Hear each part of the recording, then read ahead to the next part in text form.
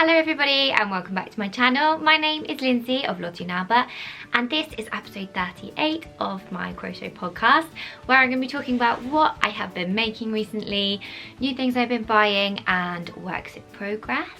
And you may notice I have finally finished my jumper, so I'm going to talk to you a little bit about that. And I have about 4 finished objects and a couple of new things to show you this week, so we are good to go. We're jam-packed, and yeah, thank you so much for watching. A very warm welcome if it is your first time watching, and of course welcome back if you have watched any of my videos before. I did promise you last time I filmed a podcast that I would be here a little bit more now that this is my full-time gig, designing and filming for my crochet business, which is Lottie Albert. And hopefully you will have seen I've been putting up a few more videos. I did a yarn stash sort out, and then my most recent video was a sort of behind the scenes on how I made and filmed 6 yarny Christmas projects for Hobbycraft in 2 days, which was fun, but also, I don't know if you could tell from the video, slightly frazzling. But yeah, if you fancy a little behind the scenes peek of how I sort of do the filming and bits and bobs when I'm working for brands, then that was my most recent video. And yeah, now we're back with another podcast. I am actually going to have to take this jumper off soon because it's really warm. Although we've definitely tipped more towards autumn recently. I'm just looking out my window while I'm talking about the weather. It's quite sunny today, and it's hot in this room, and it is hot in this super snuggly jumper. So let's get started with finished objects. So if you have watched the podcast before, you will know that this is a jumper I have been working on for a little while, and by little I mean over a year. And to be fair to the jumper and the pattern, it wasn't really the pattern's fault. It was, I made the pieces quite quickly. It is a pretty simple construction in that this front and back panel are both sort of square shapes, and then you make the 2 arms, which are a rectangle shape, and then you join it all together and add the neck on.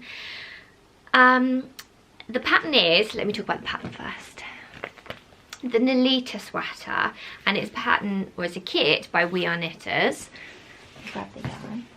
This is the yarn I used. Let me show close up. You will have noticed it is bubblegum pink. It is bright pink. Yeah, it's actually their colour, bubblegum colour. And it is the wool. So it's 100% Peruvian Highland wool. So we need to be careful when washing it, folks. And it recommends using 10mm needles. And 200 grams per ball. It is a really chunky, lovely wool. It's loosely sort of twisted. I guess that's, what would you call that, like a roving style yarn. It's not plied or anything like that, and it was a really nice yarn to work with. I just felt like these are 15mm, but maybe they're not. They've rubbed off a little bit. And I should say that We Are Knitters gifted me this kit, which meant that they sent it to me. I didn't pay for it.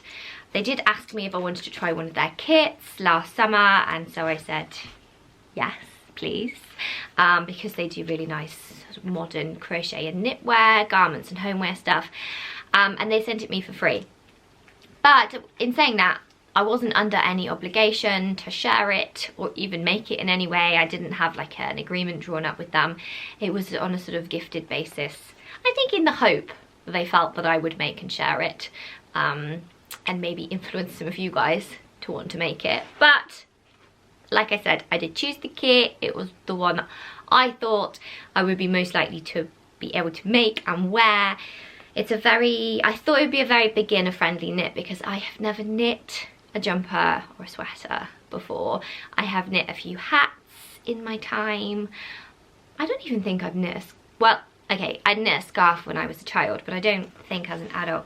Can you see how warm I am? So it's my first knit garment, so I am excited about it, and I have talked about it a couple of times on the podcast because I messed up on the sleeves. I think where it's a kit and they send you the needles and the wool, in one way that's really helpful, but then if you don't get gauge, so if your tension doesn't match the designer's tension, then you're ultimately going to end up with a smaller garment than what you're supposed to. And did I do a gauge swatch? I can't really remember. I think I just thought, well, I've got the needles, I haven't got any other needles that I can use it with, so I'll make it. And it was okay with the body. I kind of got away with it. And actually, I think I was saying on a more recent episode, I have lost a bit of weight now, but this was supposed to be quite oversized. And although it is a little bit oversized, it's not like, I don't know, I think I thought it was going to be even more oversized. But I kind of got away with it on the body. But what happened when I did the arms was I sort of knit up to about here.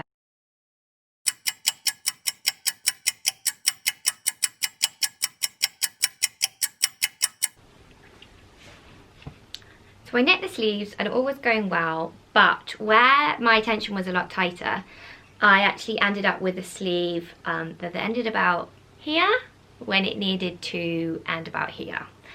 And I didn't really know what to do about that, because I did say the sleeves were a triangle, but that isn't strictly true. There was a little bit of shaping involved, and so I didn't know if I should unpick it and try and work it out and add extra shaping in, or what. So I kind of just ignored it, and it sat on the naughty pile for a while. And then you guys all gave me some advice, and a few of my knitter friends gave me advice, and one person actually took the trouble, thank you, it's to the person who that was, I'll find your name and give you a credit, in the comments to even write out like basically instructions for me to work the increases. But by that point I had just knit some extra rows. So I don't know if you can tell, I mean it's quite a bulky sweater anyway, but you can kind of see where I've got like extra weight in this sleeve, so it's kind of shaped nicely here. But because it was so tight, I don't really know, I don't know what happened, but long story short, I just added on some extra rows and then joined them, and I think I can get away with it on the most part. I feel like now I've said it, it's really obvious that the sleeves are super bulky, but do you know what, it's done and I can wear it now, and it's nice pink colour, so I'm very happy with it, and very grateful to We Are Knitters for gifting me the kit. And I feel like it has given me the confidence to maybe knit some more of my own garments in the future. I am going to take it off now though, because oh my gosh, it's super bulky. It's going to be perfect in winter, but at the moment, oh actually it's not September, it's the 1st of October. Happy 1st of the month everybody. This will be going out in a few days time, so that's slightly irrelevant now, but a finished object, and it's the jumper. Thank you again if who gave me advice on this one. I think I did just get in a bit of a funk about it. As I said, it was on the naughty pile for quite some time, but now it's a finished object, so yay. And I would definitely use this wool again, maybe in like a cowl project, or as a, maybe it'd be a bit bulky for a hat, but it's lovely. It's a very nice one, and it's not itchy at all considering it's 100% wool. How do they do that? Why is it that some wools are itchier than others? I don't know. It's those Peruvian sheep. They're obviously non-itchy ones. Anyway, another finished object that I have to show you is quite a cute one. You might be able to see it here actually, peeping out. I'll show you the mini versions, and then I'll show you the bigger ones as well. I've made some little pumpkins. Aren't they sweet? I think they're sweet. I am doing this as this month's free pattern. So now that I am designing full-time, or I'm at least, you know, running my crochet stuff as a full-time gig, what I would like to do is do one free pattern each month, and then also release one paid pattern each month, because I know everybody likes the free stuff, but I gotta buy some food somehow. So this is going to be this month's little free pattern, and it is for these really cute simple pumpkins. So they're basically made by making a strip, which is then joined, gathered and sort of cinched in with a bit of stuffing. And I've got this size, which was made in chunky yarns. But then I also have another size, and this one doesn't have his stalk yet. A giant one. And these all use the same pattern. They are just using different yarns, which is my like favorite crochet ta-da trick, because yeah, I love that you can make the same pattern, and it's just 10 stitches wide and then 12 rows deep. So I'm calling it my 10-minute pumpkins, because okay, I know that not everybody is maybe as fast as crochet as me, but they are honestly so quick to make. This will give you a bit of an arm workout if you are trying to use mammoth yarn. But yeah, it's pumpkin season, everybody. And I'm hoping to film a cute little like reel later where I decorate my living room and add the pumpkins in. So if you do follow me on Instagram, keep an eye out for that one. But yeah, oh, he's gone all the way over there. Here, I will sub him in for a pink one. I love a quick crochet pattern, and I love using chunky yarns because of that. This one I've just popped a little cinnamon stick in the top, but in the pattern I've shown how to do a little like loop for the stalk, which I think is quite cute.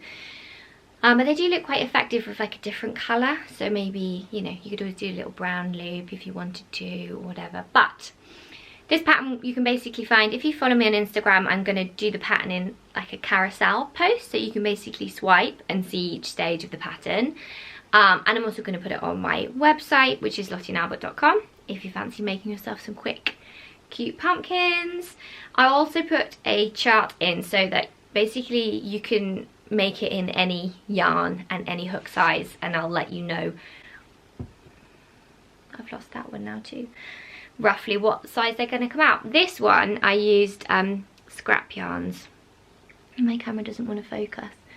So all kind of pinky purplies, and I just joined them together before I made the pumpkin, and then this is how he's ended up. So I don't know, he's maybe not as instantly recognizable as a pumpkin as maybe like the mustard one, but I just like to use scrap yarns as well. I think that's fun.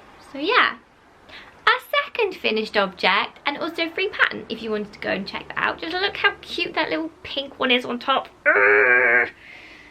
So that's that. And then as I mentioned in my previous video, I did a behind the scenes what I was doing wrapping 3 ways. So if you haven't watched that and you don't want to, fine, I'll just put a little bit of footage in here now to show you what I made, because I am taking those as a finished object. They are going to count, people, because if you've watched the podcast for a while, you will know sometimes I don't have any finished objects. So those are definitely going on the list. I did 3 ways to wrap with yarn, and I tried to make them as kind of sustainable and natural as possible. So using things like scrap yarn, but also brown paper. And one of my favorite tricks is, if you ever get Amazon deliveries, and I know Amazon is, you know, bad, but it is also convenient, and if we're all honest with ourselves, probably a lot of us do get Amazon deliveries. Often they will include that brown paper as sort of packaging, or as to pad out, you know, and they send like tiny things in boxes that are like this big, and they put that brown paper in. Save the brown paper for your wrapping, because it's really useful, and it's good for wrapping gifts and then decorating with yarn.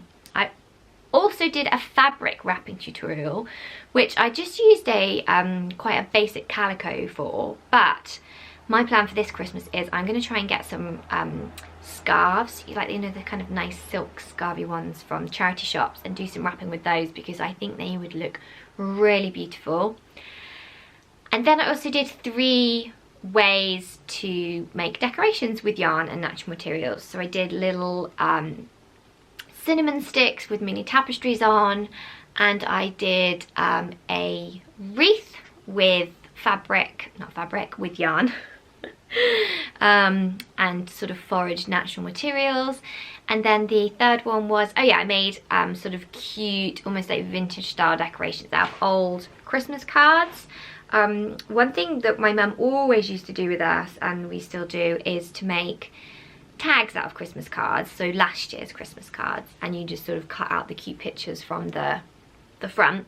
But this is kind of another way, another like idea on top of that, so you can make decorations. And I did think these would be a nice one to do with kids, because they're quite simple but they're also quite effective. And then I made some little yarn tassels to go on the end. So can we count that as 6 finished objects or just 1? And yeah, I was really pleased to do that project for Hobbycraft. If you are in the UK, you probably have heard of Hobbycraft. If you haven't, they're basically like the biggest craft department store, I guess you would call them. And so they have loads and loads of different crafts that they sell. And on their website, they've got a really nice sort of ideas hub where they feature ideas like this yarn wrapping and different bits and bobs to give people inspiration. And they're just a really nice company. I've worked with them quite a lot. And I've done a lot of yarn projects for their yarn arm, which is called Knitcraft. And I don't know, I just feel proud to work with a company like that, because they're like the biggest craft company. I just feel proud that they want to work with me, and my ideas and designs have been featured on their website, and bonus that they want to pay me to create ideas and things like that for them. Yeah, that they value me and my services. Sounds a bit business-like, but you know what I mean.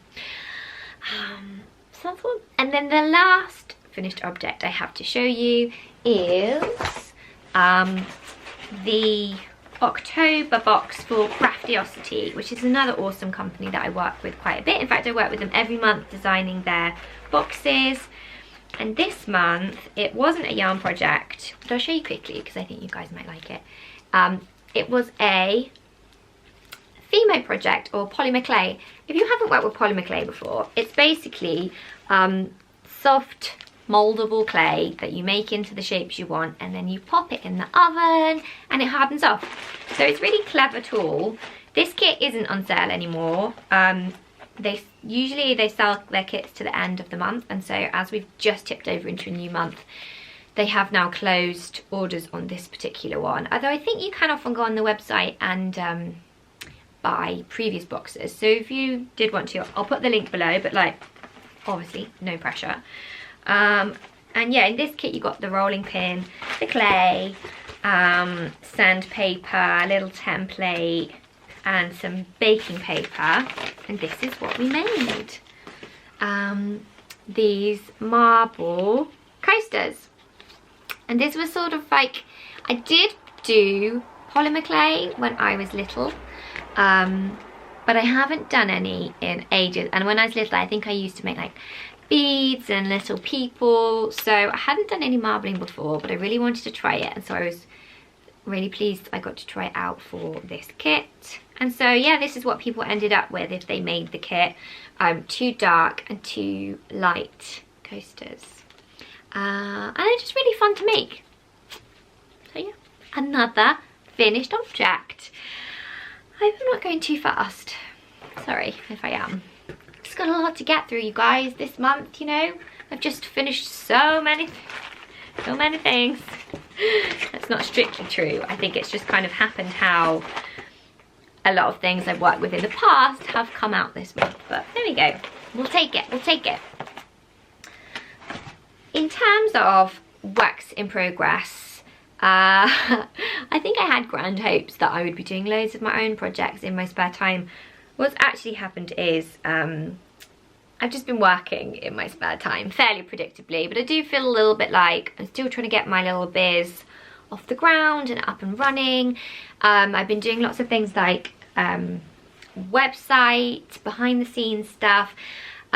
I also have got some new logos and branding, so if you follow me on here or a few places, you might see things like that start to creep in. I've tried to update like my YouTube banner. Did anybody notice? Let me know if you did. And like my logo on my website and my Etsy. And it's pretty much just colours and things I was already using, but putting them in like a kind of finite colour palette so that I know if I'm ever creating any materials or patterns. That's my kind of go-to colour palette, and I work with a really amazing graphic designer called By Emilia, so I do recommend her if you're ever looking for any website branding or branding for your biz. I feel a little bit like branding's a bit boring to talk about, but I did a post on my Instagram and you guys loved it. I think because so many of you have been following me from way back, even before I started at Molly Makes, and who are now following now. I've kind of gone full-time and launched this as my business. I feel like people are quite invested in my, I'm not going to say the word journey because nobody likes that word, do they? But I feel like people are quite invested in the story and what's happening, and I really appreciate that. Like, that means so much to me that you guys can get excited about my new logo too. But yeah, bringing it back round to what I was saying about works in progress. I'm really keen to work on business stuff and to work on projects, and so that is kind of what I've been doing. But my travelling Afghan is definitely still a whip, and now that I've finished my super bulky jumper, I do have another jumper that I'm working on, my Nolita Sweater. Anybody remember that? Which is more of a summer one, but I'm keen to finish that one now, so I think that will be next on my list. And then also my dress that I bought, that I showed you in the last podcast, the dress pattern that I bought when I was on holiday. I've started making that one, so hopefully that will be I might try and even do another video about kind of like weekend sewing and making. So watch this space. I'll either show you the dress as a finished object, or you might also be able to see a little video about me making it, or sort of like weekend kind of vlog stuff. But yeah, let me know if there are any particular videos that you'd like to see. Somebody put in a recommendation for a more detailed look at like my favourite yarns in my yarn stash, or so yeah, let me know if you have any requests. I'm not short of ideas, but if there's anything specific, otherwise I'll just go ahead and make all my ideas. And then, so that's whips. I don't really have any whips to show you. Let's talk about new things. And new things wise, obviously my logo stuff that I've just been talking about. Just looking at my notes. I made notes. I know. You're welcome. And generally just, yeah, finding my rhythm with my new business, and I'm quite over ambitious about how much I can get done in the time I have. So I think that's the main thing for me, and it sort of struck me that when you start a job with a company, they've normally already worked out what you can or cannot get done in the time you're at work, and so the tasks they give you tend to be achievable within your time. You know, obviously everybody has projects that overrun or things that go wrong, or you end up working late, you know, fine, standard. But generally, when you start a job, your boss or employer can give you a good overview of the role that is required of you and what it is you need to do. But I'm working for myself, and I have all these ideas and all these things I want to do, like video ideas and course ideas and pattern ideas, and what I haven't got an idea for is how long these things actually take me to do, but then film or edit or photograph and then launch. So it's a learning curve, but it's a good one, and it's all very positive. We've also, I think I mentioned, it's been September, so my daughter has gone into a new year at school. George has started a few days at nursery, and Charlie, who's my middle son, he has started school for the first time. He's 4 years old, and so he's not yet in full time. They are doing a very staggered start. My daughter, when she started, she did 2 weeks where she did a half day, and then after that she was in till 3 o'clock. Whereas Charlie's had like 2 weeks, he had one outdoor play session each week, and then the third week he was allowed inside in school uniform, but only for 2 hours on 2 days. And then last week he was allowed in until before lunch. This week he's been allowed in every day until just after lunch. So it's like, we have 3 kids and they're all doing different schedules, and so we basically have 3 different pickups and drop-offs. My husband is still, well, he works from home a lot of the time anyway, but obviously because of the current situation, he is working from home all the time. So he, to be fair to him, we're doing it pretty 50-50. Like this morning, I dropped George at nursery and he took the big 2 for school. And then at lunchtime, he's going to go and pick Charlie up. And then at 3 o'clock, I'm going to go and pick Rosie up.